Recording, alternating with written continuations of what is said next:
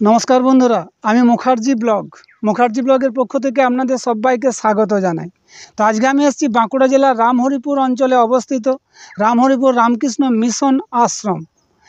এই রামহরিপুর রামকৃষ্ণ মিশন আশ্রম ও বেলুড় মঠের একটি শাখা। তো এই রামহরিপুর রামকৃষ্ণ মিশন আশ্রমের মধ্যেই রয়েছে শ্রী ঠাকুর শ্রী মা স্বামীজির প্রার্থনা মন্দির, সাধুনিবাস, গেস্ট হাউস, বাঁকুড়া জেলার বিখ্যাত mission high school, primary school, ছাত্রনিবাস এবং ছোট্ট একটা পাখিরালয়। তো এই আশ্রম চত্বরটা পুরোটা ঘুরে দেখব আর আমার চোখ দিয়ে আপনাদেরকেও দেখানোর চেষ্টা করব। তবে যদি আশ্রমের ভেতরে ভিডিও করতে দেয় তবেই। তো আমি এখন আছি ফুলবেড়িয়া বাস স্টপেজে। এই যে রোডটা দেখছেন, এই রোডটাই হলো বাঁকুড়া দুর্গাপুর মেন রোড। আর এই দিকটা সোজা চলে গেছে দুর্গাপুর, আর ঠিক এই দিকটা গেছে বাঁকুড়া।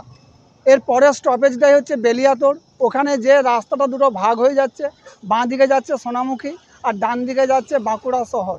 আর এই যে সোজা রোডটা দেখছেন, এই রোডটাই রামহরিপুর, অমরকানন, গঙ্গাজল ঘাটি। আর ওই যে দূরে দেখা যাচ্ছে অটোগুলো, ওই অটোগুলোই যাবে রামহরিপুর রামকৃষ্ণ মিশন আশ্রম। আর দুর্গাপুর থেকে রামহরিপুরের দূরত্ব 28 কিলোমিটার এবং বাঁকুড়া থেকে রামহরিপুরের দূরত্ব 20 কিলোমিটার। দুর্গাপুর থেকে রামহরিপুর ওখান থেকে বাস পেয়ে যাবেন, বাসে আসতে টাইম লাগবে প্রায় 1 ঘন্টা। তো আমি এখন ওই অটো ধরেই রামহরিপুর রামকৃষ্ণ মিশন আশ্রম যাব, কেন এই লাইনে বাস একটু কমই আছে। তো তাহলে চলুন। তো ফাইনালি পৌঁছে গেলাম রামকৃষ্ণ মিশন আশ্রম রামহরিপুর।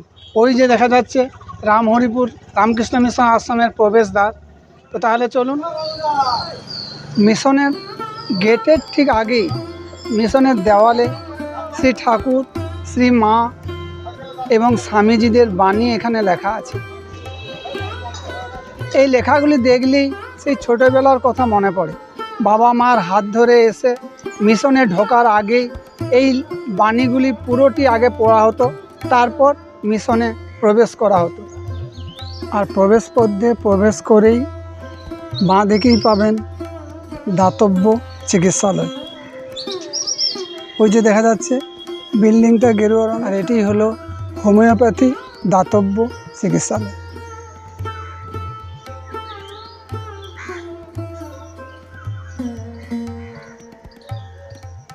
আর এই যে সোজা যে বাড়িটি দেখছেন, এটি মহারাজজির অফিস। অর্থাৎ এখানে অতিথি নিবাসে থাকতে হলে বা বুকিং করতে হলে এখান থেকে আপনাকে বুকিং করতে হবে। আপনারা কি ডাক্তার দেখাতে এসছেন? জোর করে বলুন। ডাক্তার দেখাতে এসছেন? হোমিওপ্যাথি? আচ্ছা, এখানেই বাড়ি? আর রামকৃষ্ণ মিশন আশ্রমের হোর্ডিং এখানেই, এই আশ্রমের নিয়মাবলী দেওয়া আছে। আর দাতব্য চিকিৎসালয় থেকে কিছুটা আগালেই সোজা ডান দিকেই পাবেন খেলার মাঠ।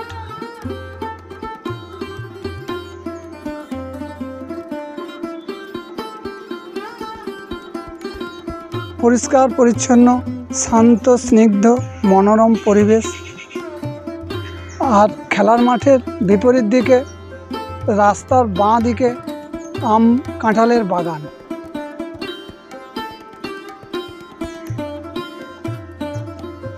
আর এই যে সামনেই দেখছেন, এটি হলো শ্রী ঠাকুর, শ্রী মা এবং স্বামীজি মন্দির।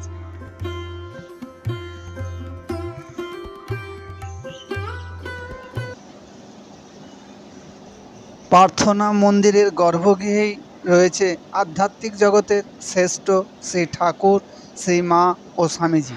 এখানে নীরবতা পালন করা প্রত্যেকেরই কাম্য, তাই কথা না বলাই ভালো।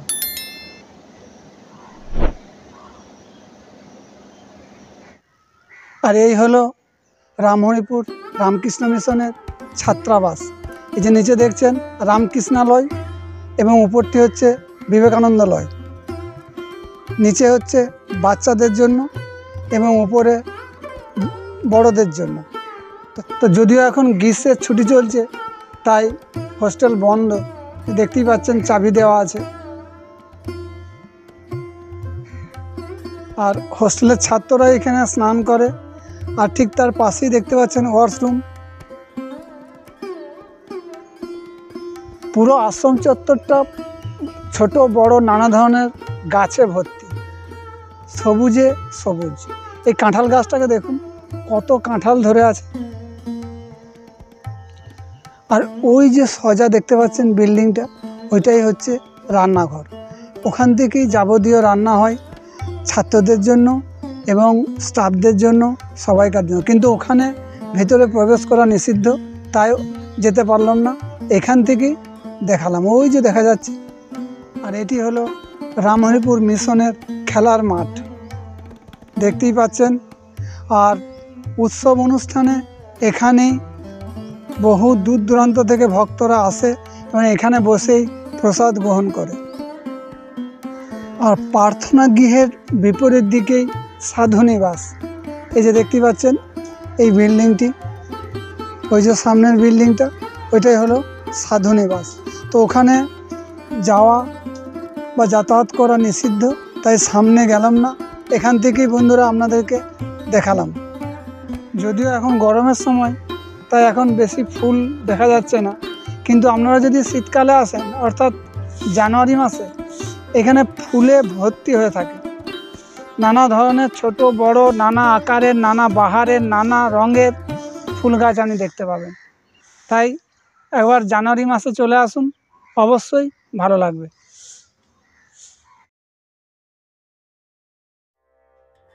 এক সময় এই জায়গাটি ছিল মরুভূমির মতন, রুক্ষ শুষ্ক, উঁচু টিলার মতন। অনেকেই চট দেখি বলতো। তারপর সারদা মায়ের শিষ্য ডাক্তার মহারাজ এখানকার সেক্রেটারি হন 1916 সালে। 1916 সাল থেকে 1960 সাল পর্যন্ত উনি এখানে চিকিৎসা করার সাথে সাথে পড়াশোনাটাও যোগ করেন। 1966 সালে রামকৃষ্ণ মিশনের একটি শাখা কেন্দ্রে পরিণত হয়।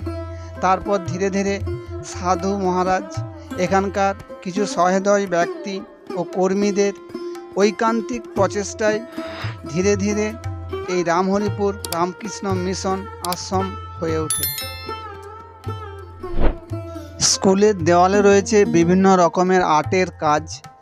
মাধ্যমিক ও প্রাইমারি মিলিয়ে ছাত্র সংখ্যা 1000 জন, আবাসিক 200 ও স্থানীয় 800।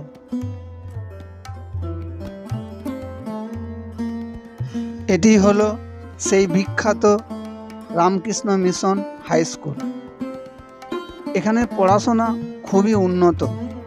মাধ্যমিকের ভালো রেজাল্ট করে এই স্কুল। বিগত পরিসংখ্যান দেখলেই বোঝা যায় 1 থেকে 10-এর মধ্যে প্রায় এই স্কুল থাকে। বন্ধুরা, আমি এই রামহরিপুর রামকৃষ্ণ মিশন আশ্রমের মহারাজজিকে পেয়েছি। ওনার মুখ থেকে শুনে নিই এই রামহরিপুর রামকৃষ্ণ মিশন আশ্রমের ইতিহাস। তো চলুন। জয় তুলসী রামকৃষ্ণ। এখানে 16, 17, 18, 1900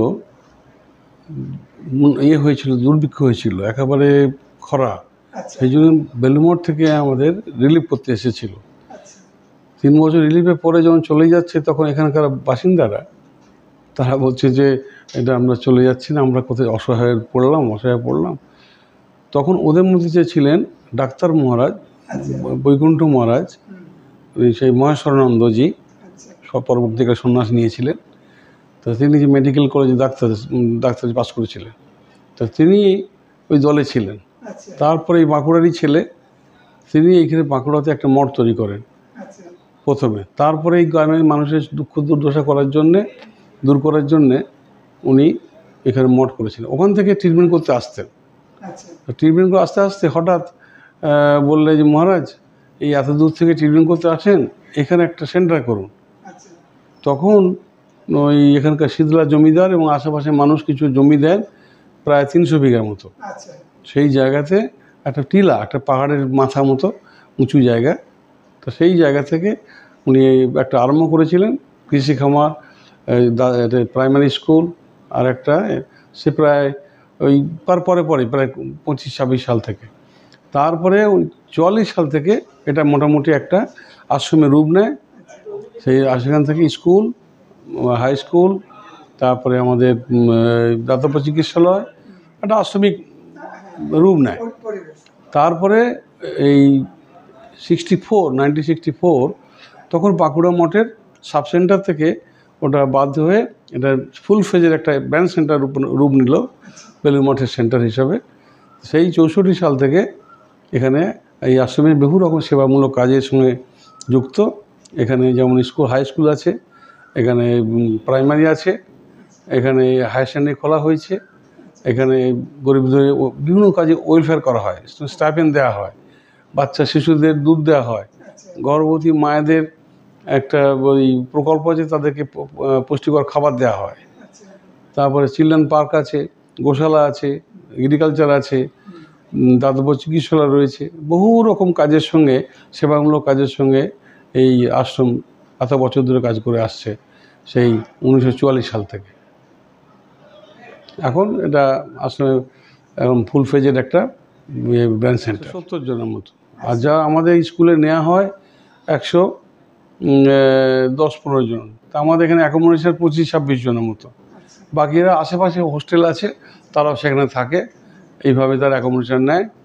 আর গ্রামের এখন যেহেতু গভর্নমেন্ট নিয়ম করে দিয়েছে যে 2 কিলোমিটারের মধ্যে স্থানীয় বলে ঘোষিত হয়েছে, যার ফলে এখানে আগে ছিল সেই বড়জোড়া, ওদিকে অমরকানন, আর এদিকে কোনো স্কুল ছিল না, সেই জন্য এটাকে নেওয়া হতো। এটা কমিয়ে এখন ছোট করে 2 কিলোমিটার আছে, সে লোকাল ছেলে পড়াশোনা করে, তার সঙ্গে আমাদের হোস্টেলের ছেলেরা। অতিথি নিবাস আমাদের ছিল না, অনেক চাপ ছিল। তা রিসেন্টলি আমরা এই একটা 3 তলা বাড়ি করা হয়েছে, নিচে গ্যারেজ এবং 7-14টা ঘর আছে, যারা নিচে আরও 4টে বয়স্কদের জন্যে, 14 আর 4 18টা ঘর। তাতে মানুষরা আসছে, সারা বছরই এসে আনন্দ পাচ্ছে। বাঁকুড়া একটা রুক্ষ জায়গা হলেও বর্ষা পরে খুব সুন্দর প্রাকৃতিক পরিবেশ, পাহাড় জঙ্গল দিয়ে ঘেরা, একে উপভোগ করতে আসে তারা। এখানে প্রসাদের কি ব্যবস্থা? এখানে আসে, থাকে, ব্যবস্থা আছে, প্রসাদ পায়, তারা তাদের মতো করে প্রণামী দিয়ে যায়। এমনি কোনো তেমন নির্ধারিত কোনো কিছু রেট নেই আমাদের। আর উৎসব অনুষ্ঠান কি কি হয় এখানে? উৎসব বছরে আমার ঠাকুর মা স্বামীজির স্মরণোৎসব করা হয়। আর ঠাকুর মা স্বামীজির তিথি পুজো যেগুলো, সেগুলো ছোট করে হয়, এই 2500, 3000, 5000-এর মধ্যে থাকে। কিন্তু যখন এটা বাৎসরিক উৎসবটা হয়, তখন সেখানে 50,000-এর লোক মতো প্রসাদ পায়।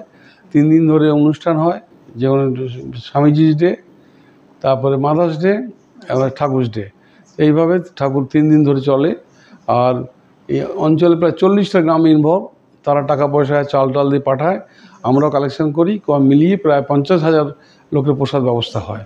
সব মেয়েরা এসে সবজি কাটে, তারপরে সমস্ত কিছু রান্না বান্নার জন্য যা কুক লাগে সব গ্রামবাসীরা এসে নিজেরা করে, সব করে। এবং মেলা বসে, একটা 3-4 দিনের মেলা বসে, সব মিলিয়ে একটা বিরাট হই কারণ বড় বসে এর এই মানে এলাকার বড় উৎসব আর কি।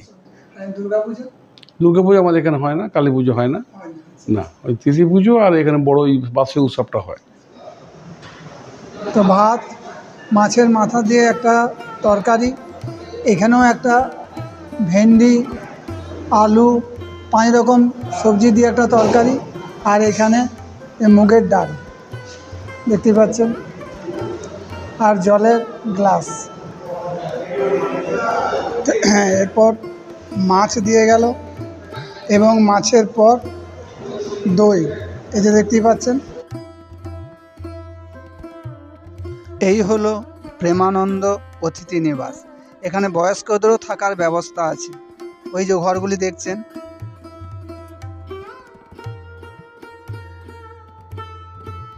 এই অতিথি নিবাস 3 তলা বিল্ডিংটি, নিচেটি গ্যারেজ, আর 2 তলা 3 তলায় 7-14টি রুম আছে, এবং প্রত্যেকটি রুমে 2টি করে বেড আছে, অর্থাৎ 28টি বেড আছে।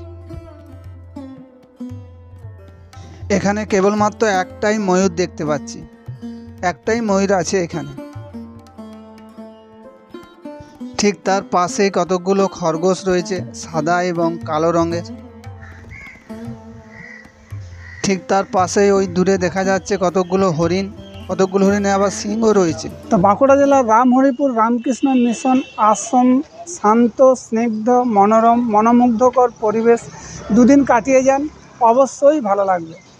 তো এই রামহরিপুর রামকৃষ্ণ মিশন আশ্রম কেমন লাগলো কমেন্ট করে জানাবেন। ভালো লাগলে এটা লাইক করে সাথে থাকবেন এবং এটা সাবস্ক্রাইব করে পাশে থাকবেন। তো আবার দেখা হবে অন্য কোনো দিন, অন্য কোথাও, অন্য কোনো ভিডিওতে। ভালো থাকবেন, সুস্থ থাকবেন। তো আজ এই পর্যন্তই, টাটা।